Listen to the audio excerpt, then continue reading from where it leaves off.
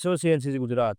આ વર્ષે મહાકુંભનો યુગ તીર્થરાજ પ્રયોગ ત્રિવેણી સંગમ ક્ષેત્રમાં થશે। પૂજ્ય સ્વામીજી ભગવાનંદજીની છેલ્લા 48 વર્ષથી ગંગદેવજી વિરક્ત મંડળીના નામથી પૂર્ણ ભારતભરમાં વિચરણ કરતી એક મેવ જમાત છે, જે દેશના ખૂણે ખૂણે જઈને ધર્મ પ્રચાર વિચરણ કરે છે। આ મંડળીમાં સર્વ સંપ્રદાયના સંતો રહે છે। પૂજ્ય સ્વામીજીની ઓળખ આમ તો આપણા સદગુરુ શ્રી વાલદાસજી મહારાજના માધ્યમથી થઈ। પૂજ્ય વાલદાસજી એકવાર ગંગાજીના સ્નાન કરતા ગંગાના વેગમાં તણાયા। તે વખતે સ્વામીજી ગંગાની સામેની પાળે સ્નાન કરતા અચાનક આવું દ્રશ્ય નિહાળતા સ્વામીજી વહેતા પૂરના પાણીમાં ઝંપલાવી વાલદાસજીને બહાર કાઢી યોગ્ય સારવાર આપી હતી। તે દિવસ પૂજ્ય વાલદાસજી સ્વામીજી અને પૂજનીય ભાવથી નિહાળતા। પૂજ્ય સ્વામીજીની મંડળી પ્રત્યેક કુંભ ક્ષેત્રમાં વિશાળ આયોજન કરતા હતા। આ કુંભમાં ગુજરાત, પંજાબ, હિમાચલ, મહારાષ્ટ્ર અને મધ્યપ્રદેશથી બહોળો સમુદાય જોડાયો છે। પંજાબથી આવતા હિન્દુ, શીખ ગુરુદ્વારા આવી છે। સેવકો અહીં પોતાના સેવા અર્પણ કરે છે। આ વર્ષે લાગનાર મહાકુંભ પ્રયાગ 2025માં બૃહદ રૂપમાં આયોજક કરવામાં આવ્યો છે, જેમાં ગુજરાત, કચ્છ, પંજાબ તથા પૂજ્ય સ્વામીજીના ભક્તો માટે આવાસ, ભોજન, ભંડારાની વ્યવસ્થા કરવામાં આવી છે।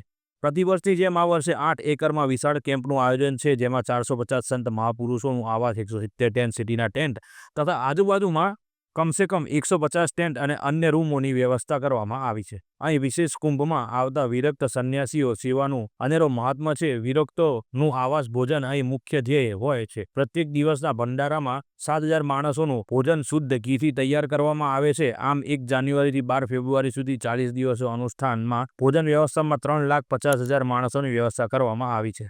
રિપોર્ટર રમેશભાઈ ભાનુશાલી, નલિયા, અબડાસા, કચ્છ।